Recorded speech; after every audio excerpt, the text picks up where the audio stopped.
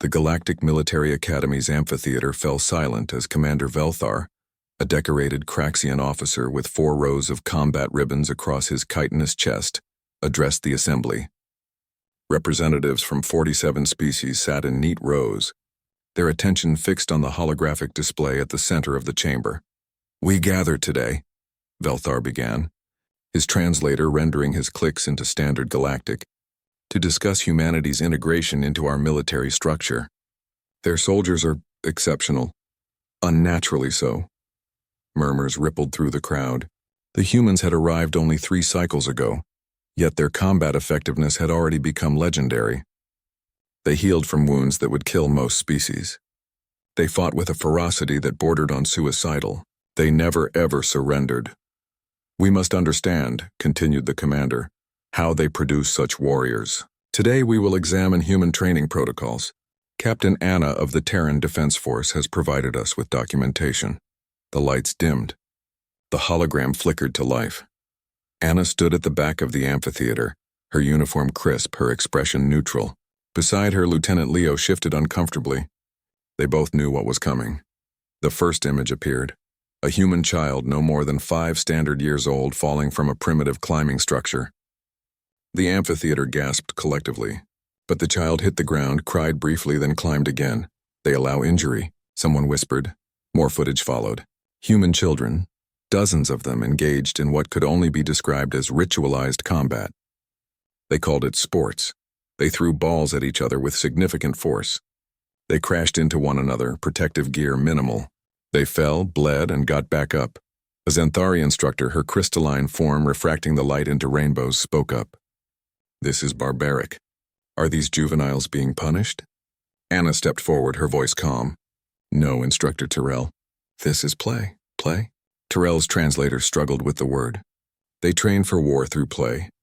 They train for life," Leo interjected. "Not everything is about war for us." The footage continued. A human child learning to ride a bicycle falling repeatedly, knees scraped and bleeding. The attending adult, a parent, Anna explained, did not intervene. They merely encouraged, "Try again, sweetheart. You've got this." A Drelix officer, whose species cocooned their young in protective gel for the first decade of life, stood abruptly. The parents watched them suffer and do nothing. "This is abuse." Anna's jaw tightened. "It's called resilience. We teach our children that failure is temporary. That pain is a teacher, not an ending." The hologram shifted to a schoolyard. Human children, barely 8 years old, engaged in what the database called dodgeball. The violence was shocking, not in its intensity but in its acceptance. A small girl took a ball to the face, fell hard. She cried. Then, wiping her tears with the back of her hand, she grabbed a ball and threw it back twice as hard.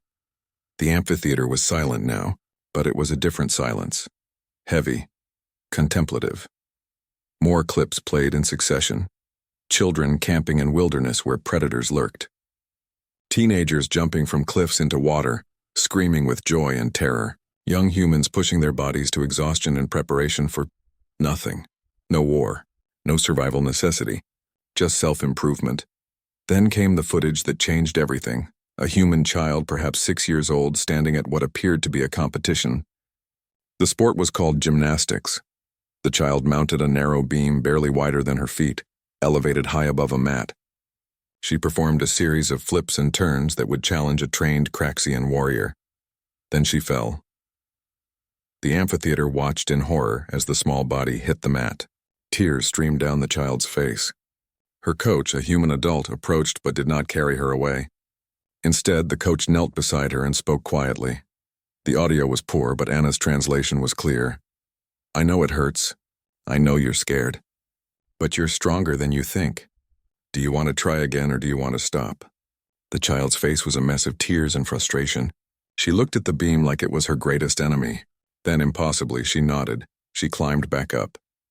In the amphitheater, a Ythrian soldier, a species known for their emotional control, openly wept. Others joined. Not from horror now, but from something else entirely. The child made it across the beam on her second attempt. Her smile could have powered a starship. Commander Velthar's voice was rough when he spoke again. "Why? Why would you teach them to endure this? To embrace pain? Anna moved to the center of the room, Leo beside her.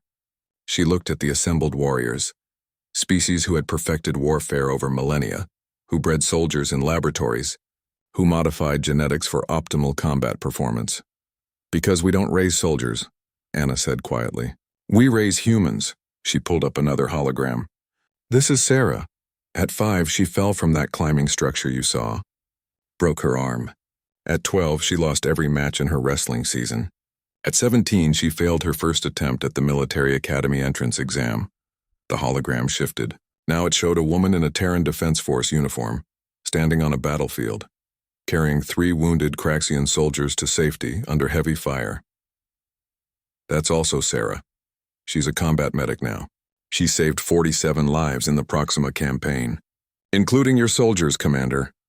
Leo stepped forward, his voice carrying across the amphitheater. "You asked how we train our children. The truth is, we don't train them for war. We teach them that falling down doesn't mean staying down. That fear is something you feel and do it anyway. That tears are fine, but quitting isn't."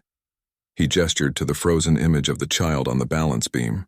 "That little girl learning gymnastics? She's not learning to fight. She's learning that she's capable of more than she thinks. That failure is just another attempt waiting to happen. That she can be afraid and brave at the same time." Anna's voice was soft but filled the entire room. "Every human child falls hundreds of times before they learn to walk. We could prevent that. We could support them, carry them, ensure they never feel that pain. But then they'd never learn the most important lesson of being human." "What lesson?" Commander Velthar asked. "That getting back up is always an option." The amphitheater sat in silence as the implications sank in. These humans didn't create soldiers through genetic manipulation or brutal training regimens. They didn't harden their warriors in combat simulators or break them down to rebuild them stronger. They simply let their children be children, falling, failing, crying, and trying again, and in doing so, they created something the galaxy had never seen. A species that refused to accept defeat as final. A people who had been knocked down so many times as children that being knocked down as adults was just Tuesday. As the assembly filed out, whispered conversations filled the corridors. Species that had perfected warfare for millennia walked away questioning everything they knew about creating warriors. Anna and Leo remained behind, watching the empty amphitheater. "Do you think they understand?" Leo asked. Anna smiled, thinking of her own childhood. Scraped knees, lost games, failed tests, and every time her parents had said, "Try again." "They're starting to," she said. "They're starting to understand why humans don't just fight to win. We fight because we've been taught since childhood that giving up isn't in our nature." In the emptiness of the great hall, the final image remained frozen on the holographic display. A small human child, tears still wet on her cheeks, standing triumphantly on a balance beam, arms raised in victory. It was the most terrifying thing the galaxy had ever seen. Not because it was violent, but because it was inevitable. Humanity didn't raise soldiers. They raised survivors. And in a galaxy at war, that made all the difference.